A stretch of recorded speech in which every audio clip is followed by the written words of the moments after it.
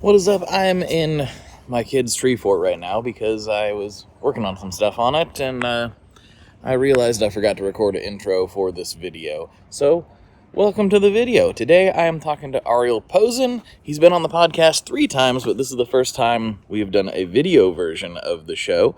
So, if you want to hear his whole story, if you want to hear more details on just how he came up, you're going to probably want to go back to the audio podcast. There are 2 other episodes. You can go to wherever you listen to audio podcasts. There's a link to most of the available ones in the description here. But you can go there, you can check out Ariel's story, you can hear about his last record. This one we kind of dive right in like 2 old chums, because that's sort of what we are at this point. So hopefully you enjoyed this one, and if you like this, please go ahead and subscribe. If you want way more content, though, you can go to wherever you get your audio podcasts and subscribe there, because I post every week there, and I kind of just do these videos as I have the time and capacity, as of which I'm kind of ad hocing it together right now up here in a tree. So if you like this, I hope you subscribe, comment, all that good stuff. But if you want consistent content, please head over to wherever you get your audio podcasts and check that out. But without further ado, let's get into this episode with my dude Ariel. I think you're going to enjoy this.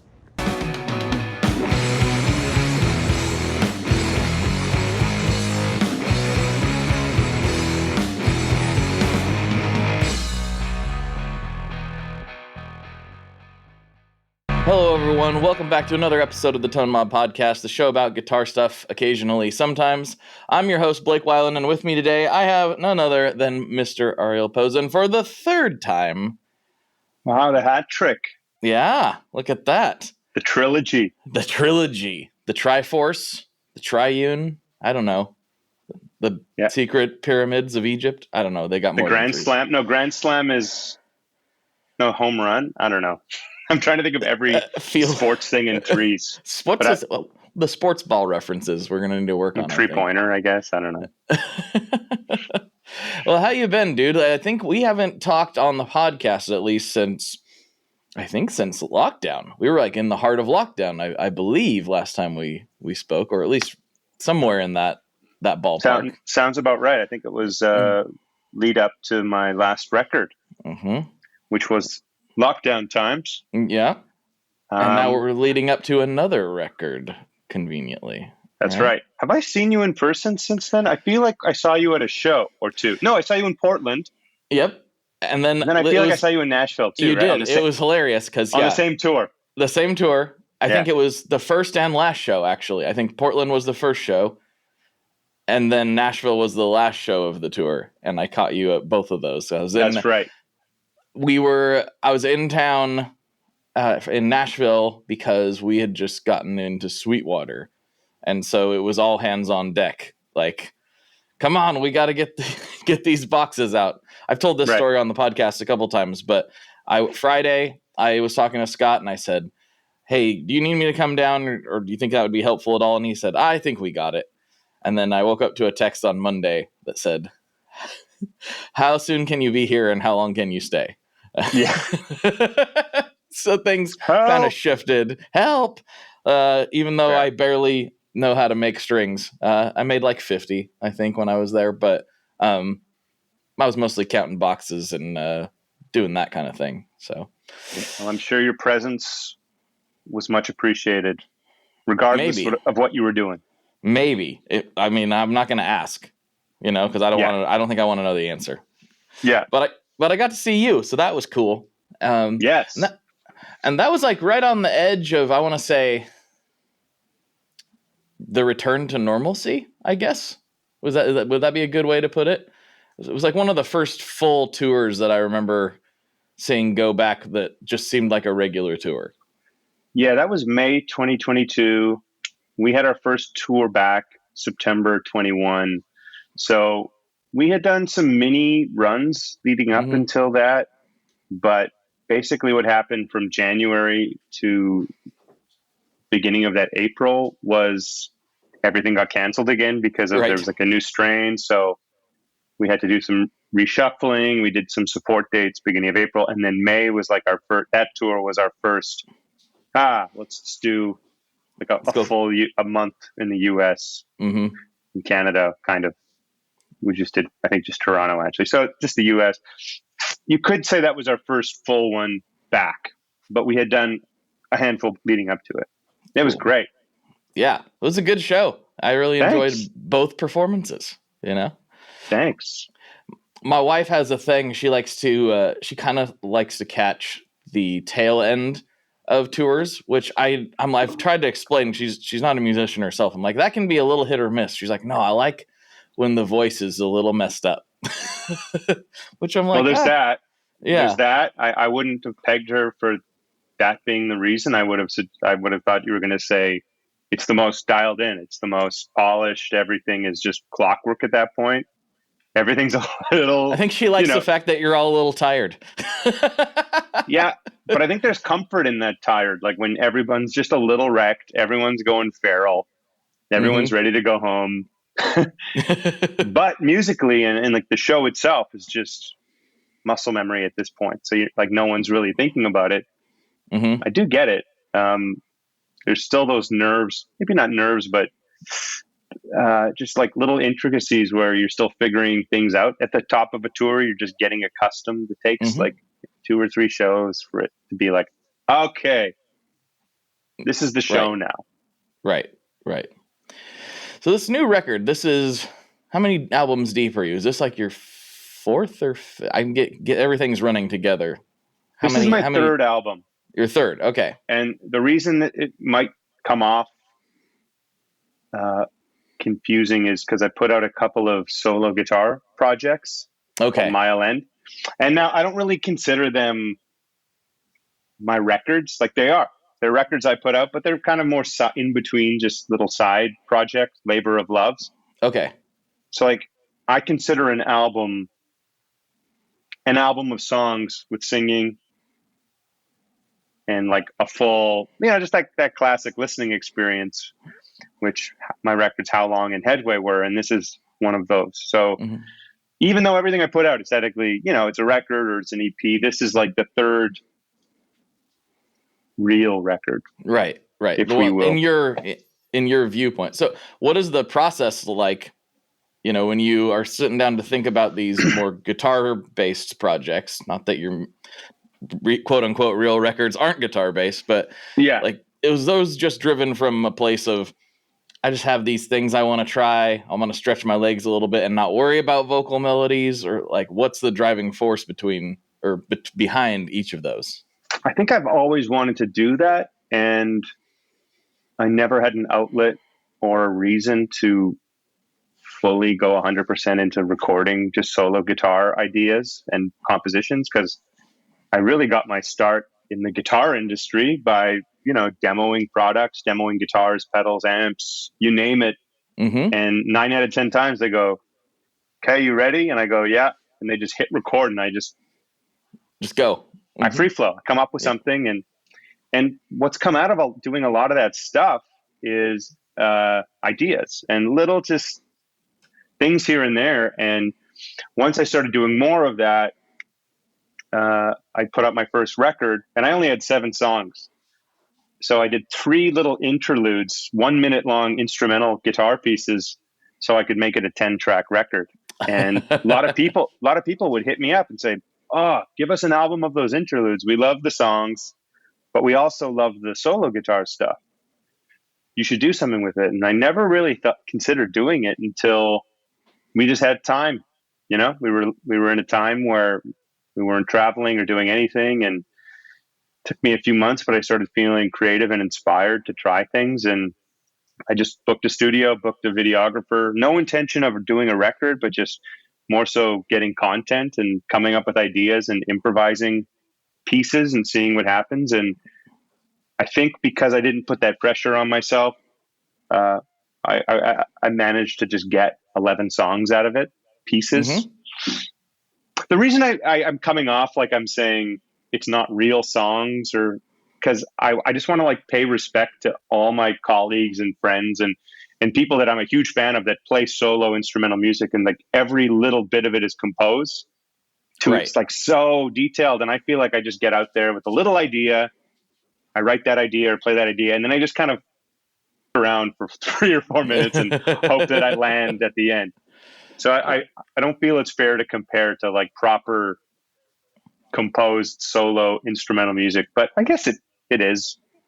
Maybe I'm just in my head about it, but that's kind of how it started. And yeah, I had a great reception. So I wanted to see if I could do it again. And I tried for a second one. So that's, yeah, its own avenue, its own thing, but it's all kind of under this umbrella of me, because I really am known as a guitar player, but I'm also this artist that sings and writes songs. And I think it's, while I express my playing and guitar stuff through the songs, it's cool to explore that different avenue as well. Mm-hmm. Yeah, I think it's fair to say it's just a different form of composition. Maybe it was a little less thought out or a little less intentional, but you still wrote it all the same. You just wrote it on the fly. And if it sounds good and you're happy with it, that's just as valid as somebody sitting down with, for 3 months. It's just a different kind of process and effort, because you've done that too with what you consider your normal records. You've sit with those for a long time. And while I understand your view on it, I don't think that it's any less valid than anything else that you're happy with artistically. As long as it comes out the other end and you're like, this is cool, then I think that's good enough, right? Well, thank you. Appreciate that. I think we tend to beat ourselves up about process too much. I think the end result probably matters more than the process, not from a like soul, like internal perspective, but when people finally get to listen to it, it sounds weird as a gear guy to say that, but I don't think most people care how it was made, as long as they like it. I was listening to an interview. I agree. With an artist that was like, all my biggest hits, not that everyone's chasing hits, but like all of his most popular songs he wrote in like 2 minutes, and the ones that he agonized over and over and over, they were good and he liked them, but they weren't necessarily the most well received.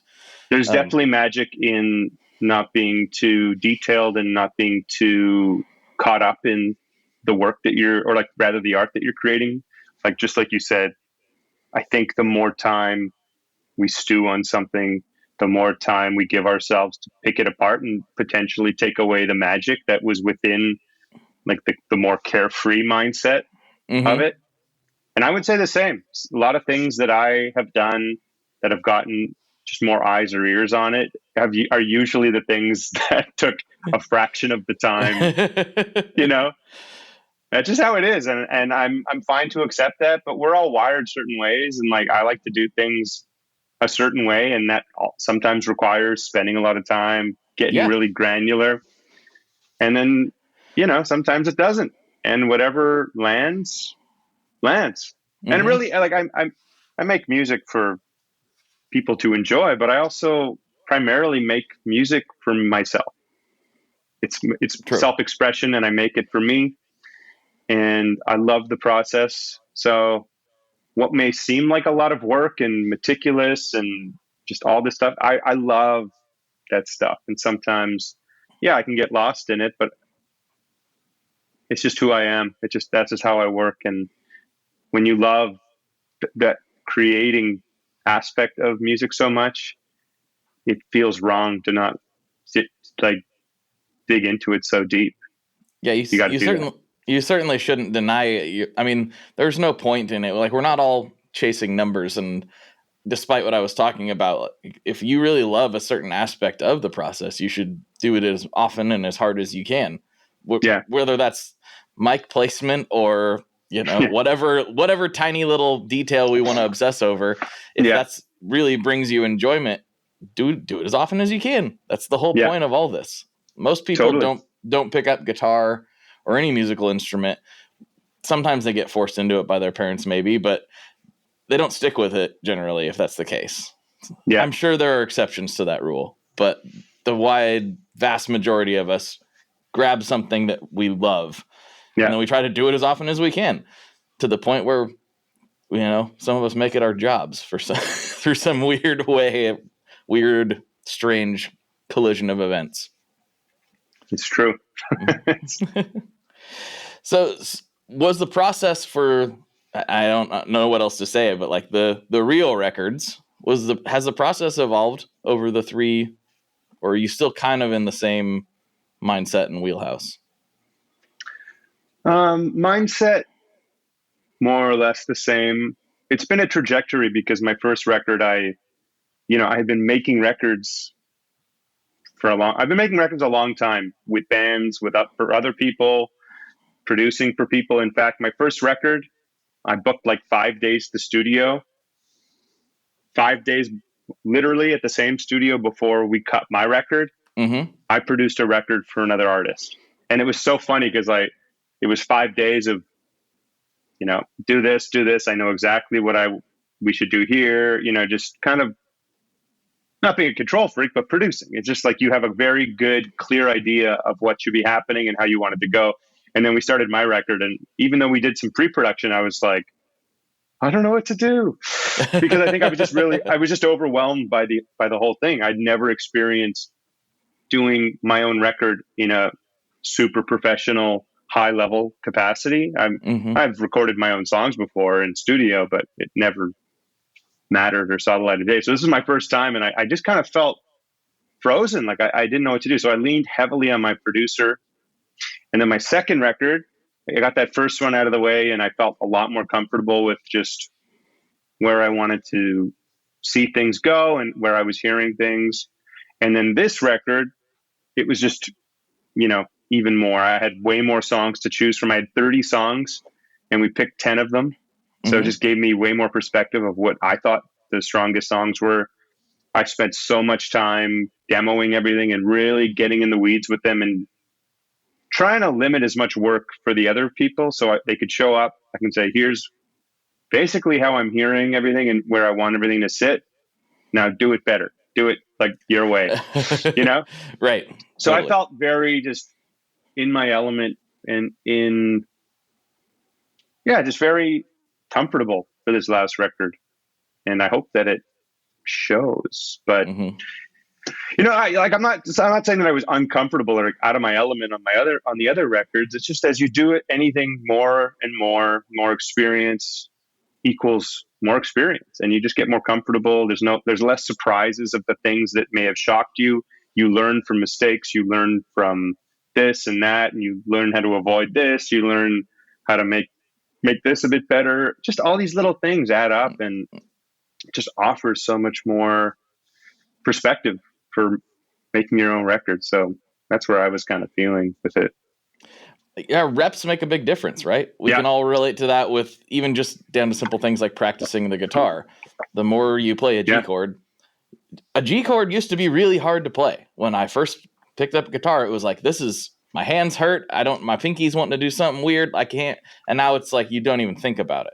Yeah, the G and those F chords were pissing everybody off, huh? Everyone. Yeah. I mean, even doing this podcast, the first interview I ever did, I was like, okay, I had a big list of questions and I'm all right. Okay, I'm preparing. I'm getting ready. Here we go. And now, I could interview the ghost of Eddie Van Halen and it'd be like, cool, let's go. I'm ready. Yeah. It's exactly. Fun. That only comes with time. And there's, putting in the effort to get better at whatever you do, or just sometimes just spending more time with the instrument or with a particular process, no matter if you're actively practicing or not, is enough to get better. Just the hours. It's just, like they say, put those 10,000 hours in. Could be anything. Mm-hmm. Most of the time it isn't skill. It's time. That's something I learned from Daniel Donato, because, he was a pretty young guy. He still is a young guy, but he was really young when everybody first started hearing about him.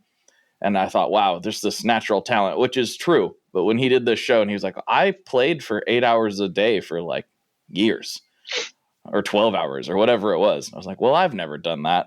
So it's not, yes, he's talented, but also that's a lot. You put the work in. Mm-hmm. I'd say the majority of people we all listen to and admire and think are pretty good at something, 5 or 10% of it is natural talent. And the other 90% is that time that they put in, really just dedicated to the craft. And it doesn't have to mean that they started from an early age. It's just whenever they did decide to start taking something seriously, they just went all in. and Mm-hmm. kind of didn't pull their head up until stuff started to feel sophisticated. And I don't think they've stopped either. At least for Mm-hmm. myself, I don't like talking about myself in that way. Like, but I put that time in too. And I played all day. I went to the bathroom with my guitar. I had dinner. Actually, my mom just sent me a picture the other day of me eating dinner at the table, and I had the guitar on, and it was just always there. And then when I wasn't practicing at home, I'd have a gig that night or a rehearsal during the day, and I was just inspired. So like for me, it never felt like work because I was so motivated to be into it. Mm-hmm. And I didn't do well in school. I did not want to be there. I just did the minimum to get by and be done with it. And with music and guitar, once I got inspired, once it hit me, there was no looking back. I was just so passionate that it never felt like a burden, felt like Mm-hmm. work in any way. So I think those kind of things are important to think about. But yeah, it's just that time. And I'm still always trying to get better. I'm nowhere near mastering anything. I don't think any of us are. We're all like those that are doing it the right way. We're continually trying to evolve and shape shift into a better musician as we go along with it. It just never ends. 100%. I think what you said there, well, you said a lot of interesting things, but one of the more important parts is it doesn't necessarily matter when you start. And I've pointed this out to people before, but my grandpa, he's 82. Did he just turn 83? Somewhere in that ballpark. He's very good and very interested in leather work. He's like made a bunch of straps for me. He does a bunch of leather work. It's just what he likes to do. He doesn't have to do it.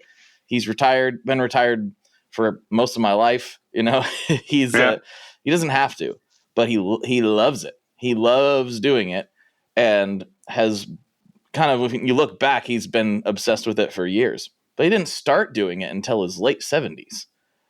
And Yeah, he's exactly. and he studies it obsessively. He looks at what other people are doing and analyzes the stitching patterns and all this stuff in ways that you and I would just look and see a guitar strap. He's diving Oh into yeah. the intricacies of everything. Is And he he didn't doing start until his late 70s. is he doing like cobbling work basically, like working with shoes and boots and stuff like that too?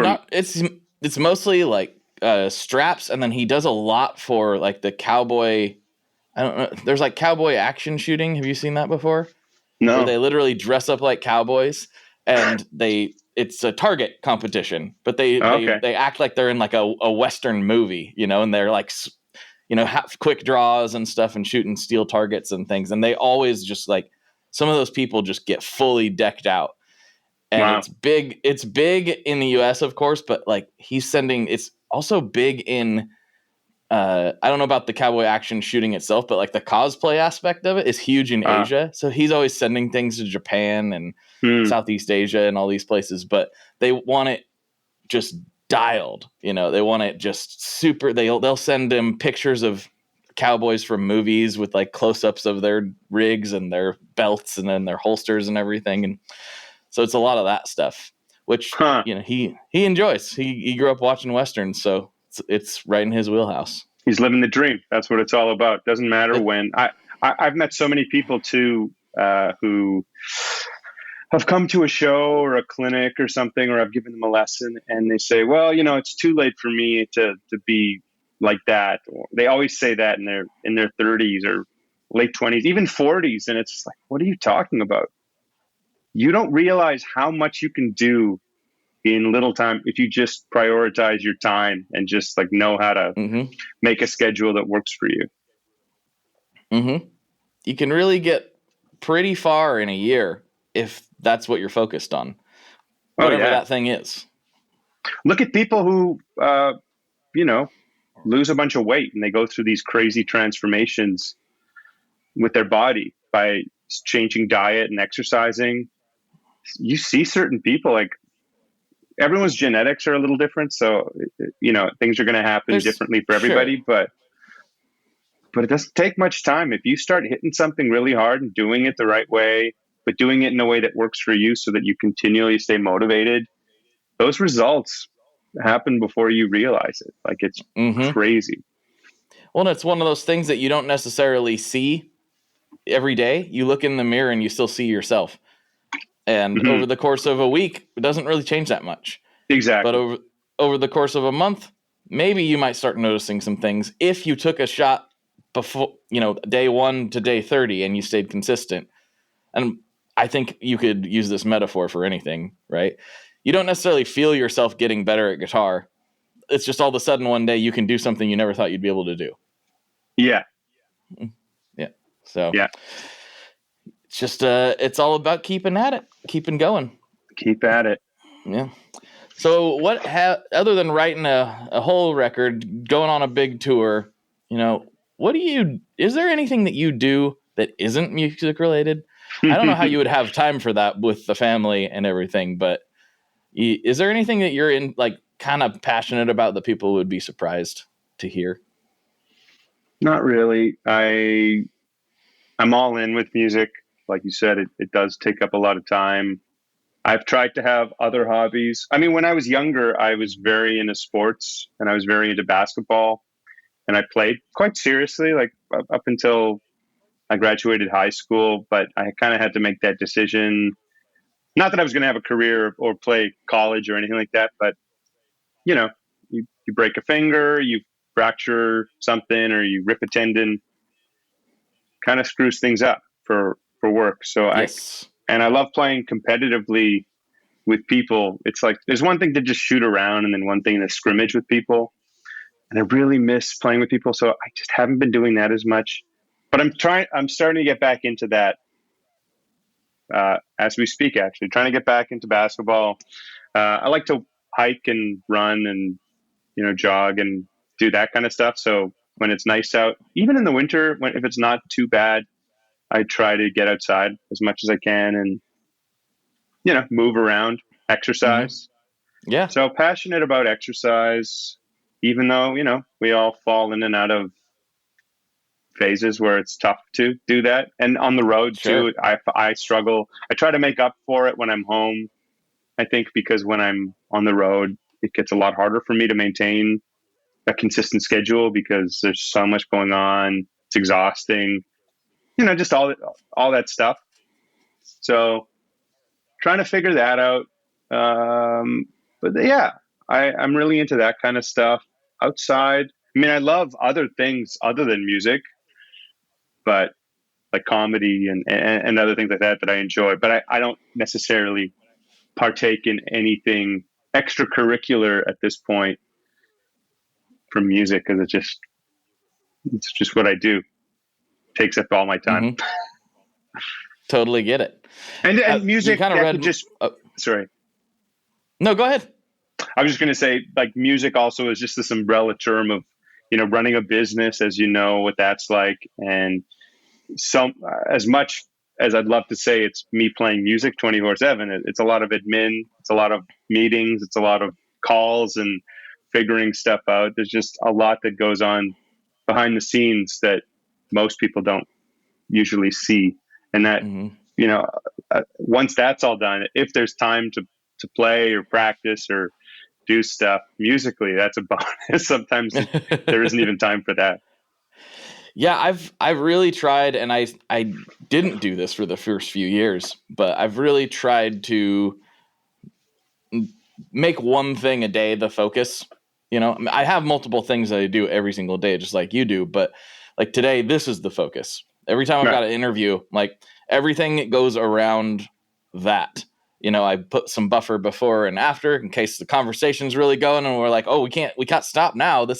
I've had that happen where, we scheduled for an hour and we ended up at 2 or 3 and It's just the way it goes sometimes. And I don't want to lose those moments because when you're feeling that, it's kind of incredible and I don't want to compromise that. So I'll put a bunch of buffer around, but you do that in the middle of the day and it doesn't leave a lot of time for, anything real serious. Maybe there's, as far as like real get it done type of things.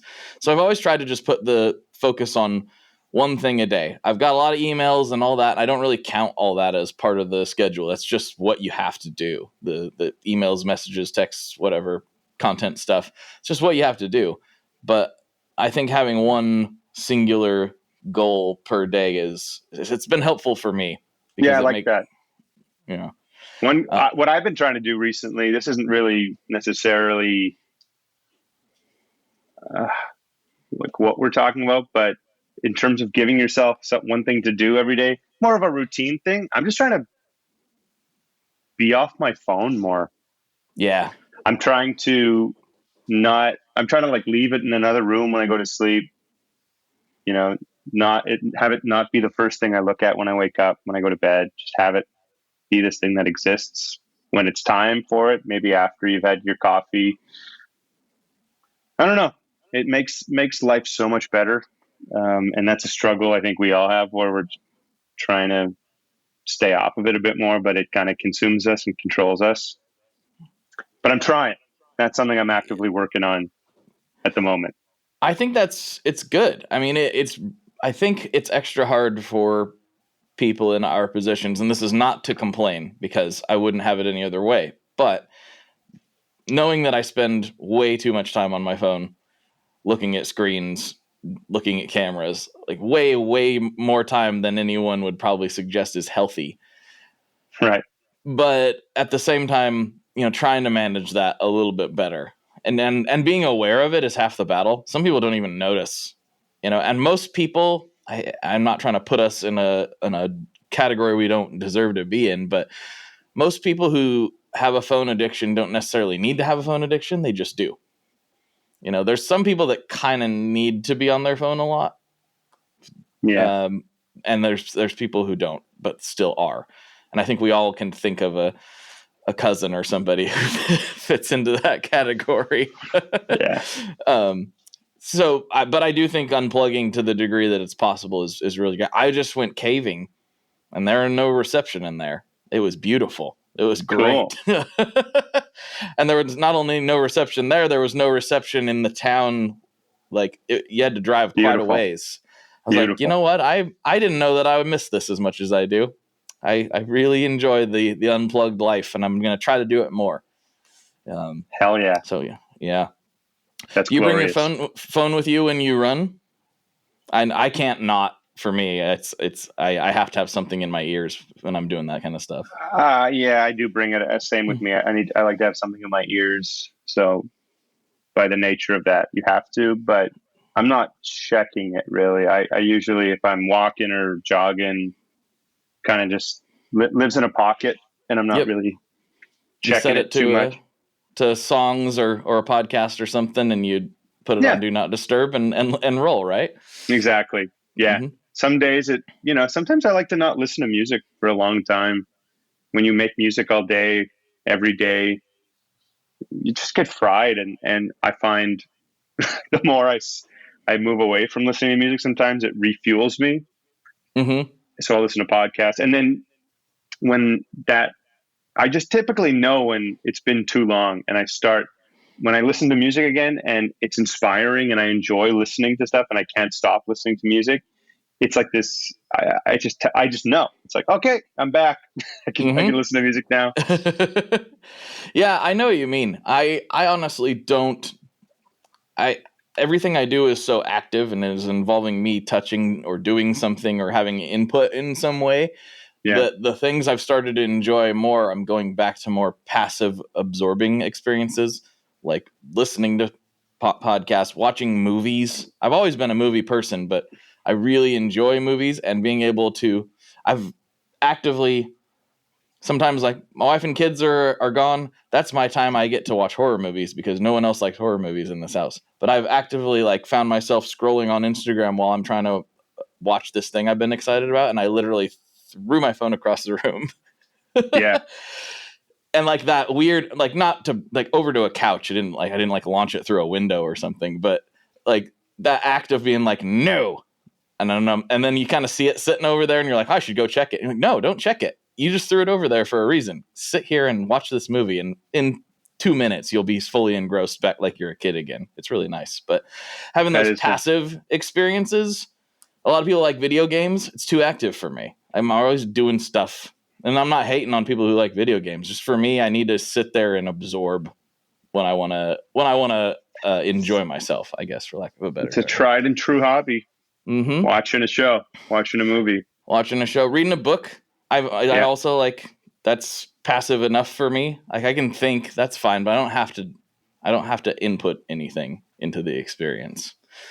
And that's we're always inputting stuff these days. Liking, commenting, subscribing, all that stuff. It's we're always inputting something. But Yeah. so you've had this really interesting career where you sort of, I would say you, at least publicly, I know you've done a ton of stuff that I'm not even aware of, but publicly, you started doing a lot of demos, like you said. You kind of started almost, I think, in as a gear guy, and you still like gear, and you're still into that stuff. But you are one of the few that have taken that and sort of made the leap to, no, I'm a guitar player and musician as well. Whereas like me, I'm a gear guy, and making that leap is a little bit challenging for people when you get kind of in that pigeonhole. Did you experience any, I'm not sure what the question is exactly. Did you experience any weirdness with the transition? Was it intentional or did it just happen? It just happened. It all just happened. I was already in bands. I was playing, I was touring long before I started kind of making a name for myself in the gear side of things. The gear thing was almost like a platform that where I was at in my life, it was there. And again, I think of music as this tree, this umbrella. If you're a musician, it doesn't just have to be, I play gigs, I teach, I do sessions. It can be any, and the gear is just one thing I added. It was a branch that I added and I really enjoyed it. I love all the people I've met, and some are still like family. There's no love lost and there's no lack of correspondence between those people. I'm still very much involved, but I really wanted the focus of me and my name to just be an artist, because that's really what I've always been, just a musician, a guitar player, a singer, a songwriter. And the transition, it's not like I turned my head towards doing that stuff. I wouldn't be here if it wasn't for a lot of that stuff I did. And I still have people that come to shows that go, hey man, I love that demo you did of this specific, or I love those Andertons videos, or I love this thing you've done.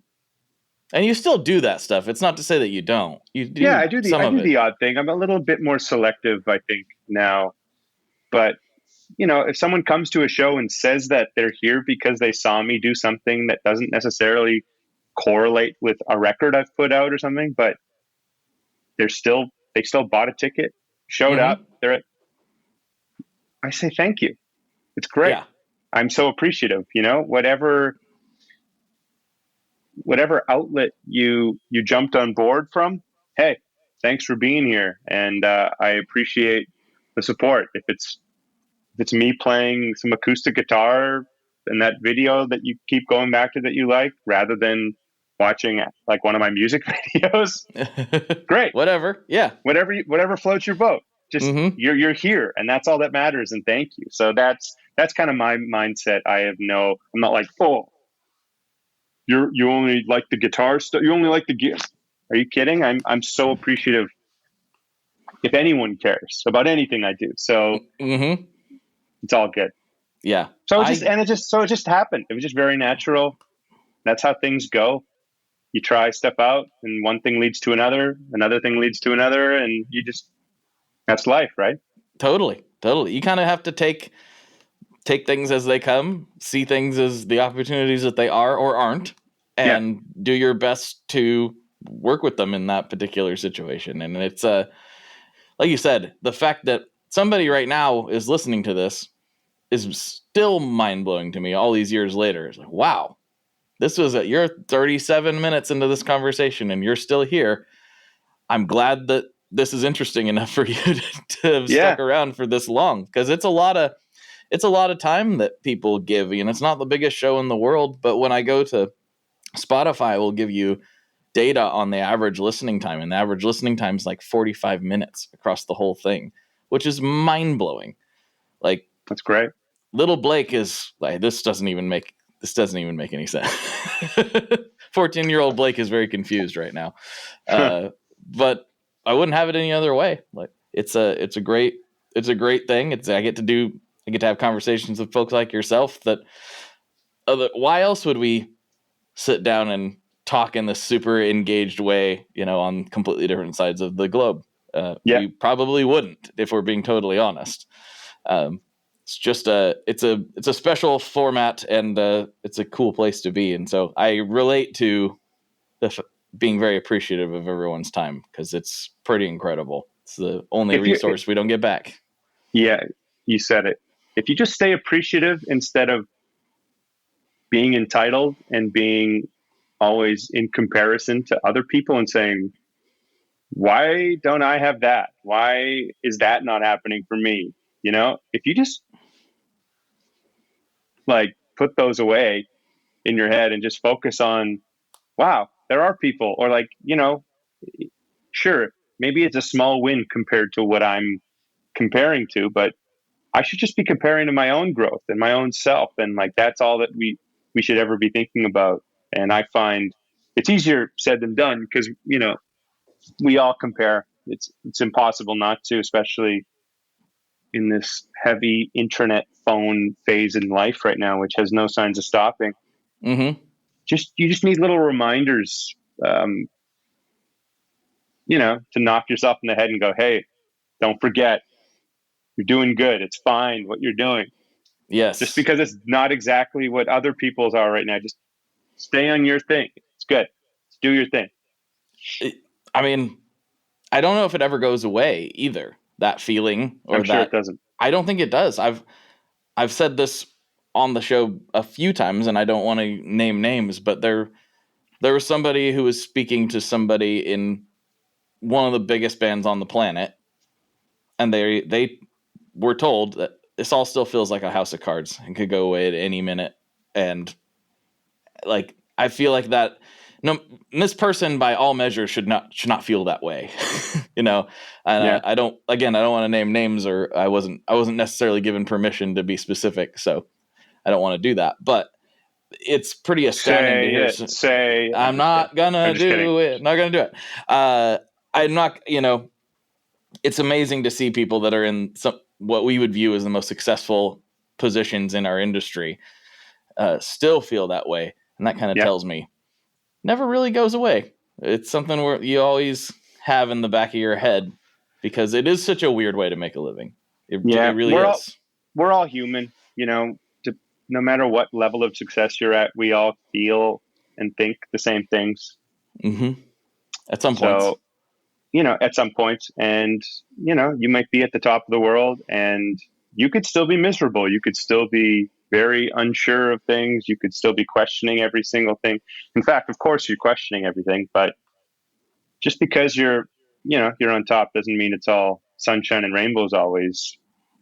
And in fact, if you can use that as a reminder to yourself that kind of everyone's the same. And I've seen the same thing. People at a very high level doing things, complaining about all the same things I complain about, or the same things that, it's all the same at the end of the day. Mm-hmm. Just focus on you. Just be the best you that you can be. Being the best someone else. Be the best you, and just do your thing. And that's all you should worry about. With all the noise that's going on, don't let it trick you.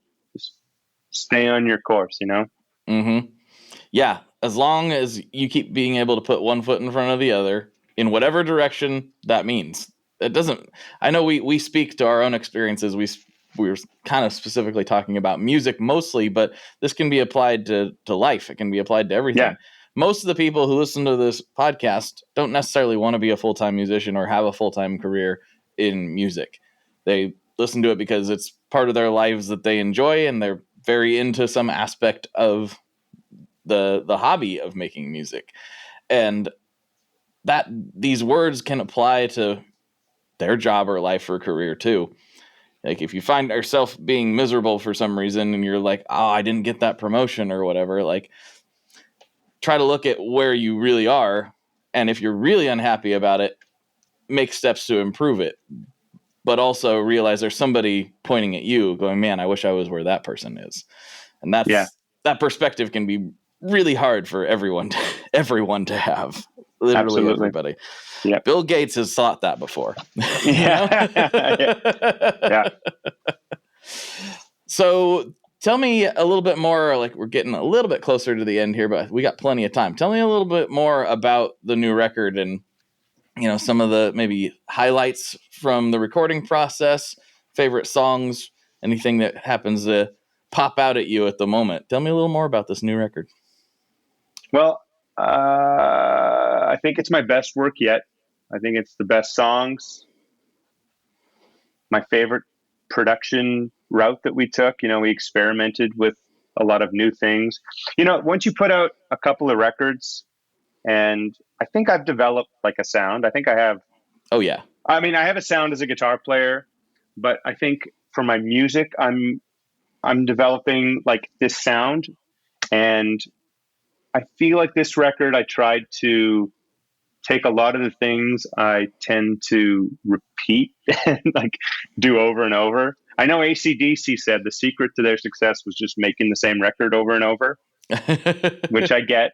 For me, I wanted to just, if I catch myself doing like, oh, and I'll just do this thing I usually do, I'd catch myself and go, wait, go run the other way and try something different. And by doing that, actively pushing myself to just try different things out, I think it resulted in this fresh, new kind of sound, but still authentic to me and still very much me, but just different. And I think that came from having so many songs to choose from, because when you write 30 songs, a lot of those songs have a lot more of those familiar, I can call them Ariel elements that I was maybe trying to stay, not that they were bad. I'm just like, I've said that, I've done that, I'm trying to do something new. So it gave me so many more opportunities to try new things. Yeah. And with that, I feel like everything is very fresh and different. And with that, it's very exciting to me, because it just feels, when you play new music and you start preparing for a tour or a show and you're putting new music into it, it's always exciting. But these songs, for the first time, they really feel like it's the most me and the most authentic and the most different from the stuff before, while still cohesive to it all. I can't stress enough how it's still cohesive. But yeah, I don't know. It was all a great highlight. I love making records. Everyone brought their A game that played on it and mixed it, mastered. Everyone that did their job did it at a very, very high level, and I'm grateful for that. My favorite songs, I picked the singles on purpose because I thought they would be the great, like really good teasers to lead up to the record. But there's some songs that aren't singles that I'm even more excited about, that I purposely left as an album reveal, just because I didn't want to give everything away. And I'm excited for it to get out there so people can hear it. And I'm curious what people's thoughts are going to be. Yeah, I'm just excited. It's an exciting time. It is. It's very exciting. New album times are always fun time. And you know what? My last record came out, Headway, March 2021. It was still lockdown times. We made this choice to just really, and it went well. It went really good. I don't regret releasing it when we did. I think if I waited 2 years after we finished it to wait until life was normal again, I wouldn't have wanted to put it out. I would have been like, screw this record. It's been too long. Right. This record. It's not me anymore. It's not me anymore. It's too much time has passed. So I'm just stoked that this record is coming out. I feel the most strong about it that I have for anything else. And, we get to hit the road with it and do it the proper way that it's supposed to be done. So yeah, it's good. Very cool. Very cool. I really like the part that you were talking about when you were like, oh, I'm going to do my Arielism, Yeah. Hold on. Maybe we don't. We all do those. We all have little things that we fall back on, and sometimes they're really cool, and it doesn't mean you shouldn't do them because they're cool. But if you do it every time and that's all you do, it does get a little bit stale after a while. And I think actively challenging yourself to try to find something that fits that vibe while also not being a repeat is one of the great struggles, but also great pleasures of writing when you do nail it. Once you find the little thing you add, or the little, I'll throw a seventh in here instead. That spiced it up a little. Sometimes it's just something that simple can really change the whole record or the whole song. Yeah, I have a lot of like harmony isms that I like to go, like chord progressions or chord movements that I lean on heavily just because I love the sound of it and it's feels like home to me. Mm-hmm. Feels like home to me. Anyways, but just because they feel like home doesn't mean that I have to keep doing it. Like I just, try to be hyper aware of those little aspects and elements and just, you've done that enough times. Don't do that this time. Right. Even guitar production things or drums or all instruments. There was a lot of things. Okay, should we put the fuzz thing now? There's a lot of fuzz. Don't worry. But all right. Do you know what I mean? There was just more. Hey, well, let's try this first. Let's try something different. Let's make this weird. We got weird. I like weird. Yeah, weird is good. Weird is very good. Weird is very good. Well, we are approaching the end of the episode, and as somebody who's experiencing a three-peat on this podcast, you've been asked a lot of these questions before, but this one I want to ask again, just because sometimes people's opinions change, and all that. But before we get into that, I want to give you the floor to take a few minutes to plug the record, plug the tour, say anything you want to say, shout out anybody you want to shout out. The floor is yours to basically say whatever you want for the next however long you keep talking. Oh, thank you. I think I've said basically everything I need to. New record's coming out September 8th. I think we got a date now. Yeah, we didn't have a date. So we got a date now. Yeah, September 8th. But, pre-orders are live now. You can order the vinyl, the CD, the merch. And we're going on tour. Literally in 2.5 weeks, we're going to Europe. And then we're going to be in the States and Canada till the end of December. And then there's going to be more in the new year, which isn't even announced yet. So, we're going to be in Portland in October. Sweet. Right. Polaris Hall. I don't know how heavy Oregon your audience is, but in case it is, there's a decent chunk. There's definitely a chunk. I think I've never been recognized more at a show than a Oregon Ariel Posen show. That's probably the most I've ever been recognized at a concert in my life. So hey, all the more reason to come to the gig. You get that self gratification. That's right. Oh, thank you. Oh, yeah. But no, that's about it. New record September 8th, a lot of touring, come to a show. And thanks for listening. Thanks for supporting. Perfect. Yeah, and listeners, all that will be, of course, in the show notes, in the description and all that. You can find the links to all that good stuff. It'll mostly just go right to Ariel's website because that's where you're going to find all that stuff. So that'll all be there and clickable and easy to find, so you don't have to go hunting. That sounds great. All right. Classic question number 1. I don't know if I'm going to ask you classic question number 2 since you've answered it twice already, but we'll see. Favorite Boss pedal? Oh, did I answer the same thing the first 2 times?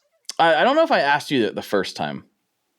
I think that might have been a second. And all the years are running together a little bit, but I don't think I asked you that the first appearance. Okay, well, the last time I think I said it was that orange distortion pedal. Yeah, the DS1. Yeah, the DS1, because that was one of my first pedals ever. So it was just kind of nostalgic. But now, I think I'm going to say the Boss, they just put out a tape echo or. Oh man, that analog delay they just did. Is that the one you're talking about? Yeah. Man, I want to try one of those. But also so their multi-effect units, like their versions of the Strymons are actually very good too. They're very good too. Yeah. But just their singular one, I know I'm listing 4 pedals. I did the video for them for the Boss Dimension C pedal. Mm-hmm. And that's a really good pedal. It is. It's very cool. You did 4. I don't know if that counts or not, but I'm going to let you slide just because I like you. That's the only reason. Sorry. I'm Switzerland on these what's your favorite type questions. I just have to pick 6. well, here's another one, and I prepared this especially for you. Okay. Yeah, because you hail from the Great White North, and I'm sure there's some things that we as Merkins don't fully understand about you guys up there. What is some unsung heroes of Canadian cuisine? Like, everyone knows poutine. Everyone's pretty much on board with that. What else you got sneaking around up there that most people don't know about?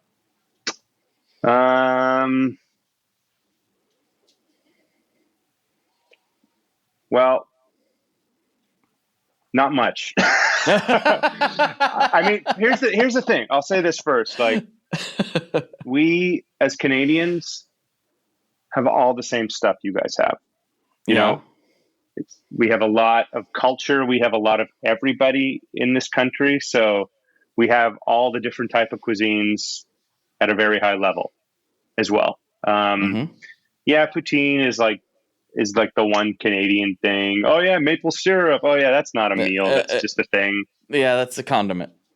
We don't have much else. Where I come from, and Canada originally.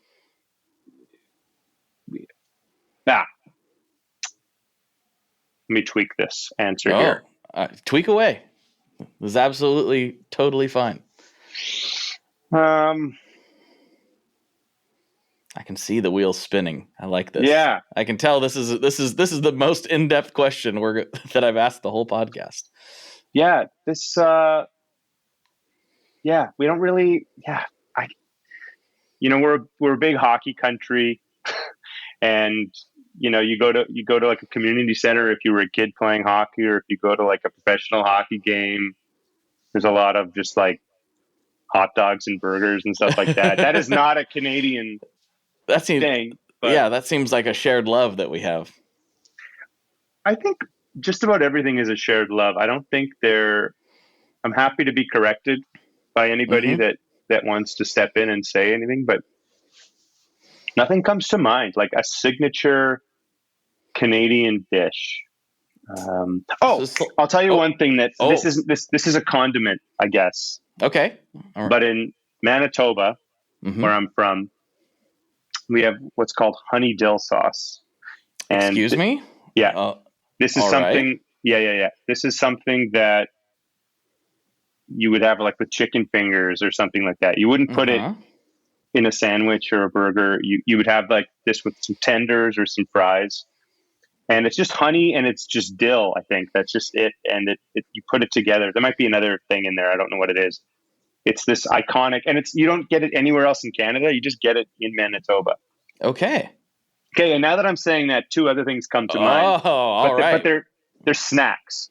Snacks are fine. It's very much things that aren't a thing in the States. So there's a couple brands, primarily Old Dutch chips. I've heard of Old Dutch. Yeah. These ketchup chips. Sounds nasty, but it's quite good. I've heard rumors of the Old Dutch ketchup chips, and I've also heard that just the regular Old Dutch is a just very nice chip. So Old Dutch is a great chip.